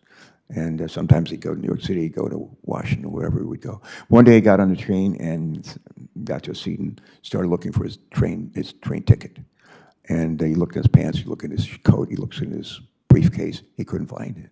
And the conductor comes along, he sees that Albert Einstein's in some duress, and he said, Dr. Einstein, we know who you are. You don't have to worry about it. Don't just forget about your ticket. That's okay. And the conductor turned around to walk out of the car to leave, and he turned around just before he went into the other car. Albert Einstein was down on his hands and knees looking for his ticket. Conductor rushes back to Albert Einstein. He says, Dr. Einstein, you don't have to do this. You know, we know who you are. We know who you are. You ride the train all the time. He said, we know who you are. Dr. Einstein looked up and said, I know who I am, too. I just don't know where I'm going. I just don't know where I'm going. I've got a pretty good idea. I think we all have a pretty good idea where we're going. And there's a smart way to get there. And there's a less smart way to get there. And the smart way to get there is to figure out how to work together to get to where we all need to go. And one of the ways we'll do that is by learning from those, it could be some states or jurisdictions where they've taken a wrong approach, and we'll learn from their mistakes. And there'll be others where they're onto something, something good. And we want to learn from both. We want to learn from both, and your testimony today helps get us on the right path, I think, and we appreciate it very, very much. All right, now I have a closing statement here somewhere. All right. In closing, I want to again thank our witnesses for your time and for your testimony today. Clean fuels help safeguard our nation's energy security, boost economic opportunity for our farmers, and reduce greenhouse gas emissions. It's been over 15 years since Congress passed significant revisions to the renewable fuel standard. And since then, American ingenuity and innovation in clean vehicle and clean fuel technology has advanced further than I think a lot of us would have imagined. And with that in mind, I think it's time to revisit our national fuels policy. I know this is not an easy issue to tackle. My dad used to say, you probably remember things your parents said to you. And one of the things my dad used to say to us is the hardest things to do are sometimes some of the things that are most worth doing. So it's not an easy one, but it's an important one. If we want to reach our energy security and our climate goals. As I said earlier, my hope is that today's conversation will be the start of more conversations between my colleagues and us and our other stakeholders, and what a national fuels program could look like, should look like. Before we adjourn, some housekeeping. Senators will be allowed to submit written questions for the records through the close of business on Wednesday, March 1st. We'll compile those questions. We'll send them to each of you. We would ask you to try to reply to us by midnight, March 1st. No, I'm just kidding. We'll ask you to reply to us by Wednesday, March 15th. Wednesday, March 15th. And with that, with no further ado, this hearing is adjourned. Thank you all.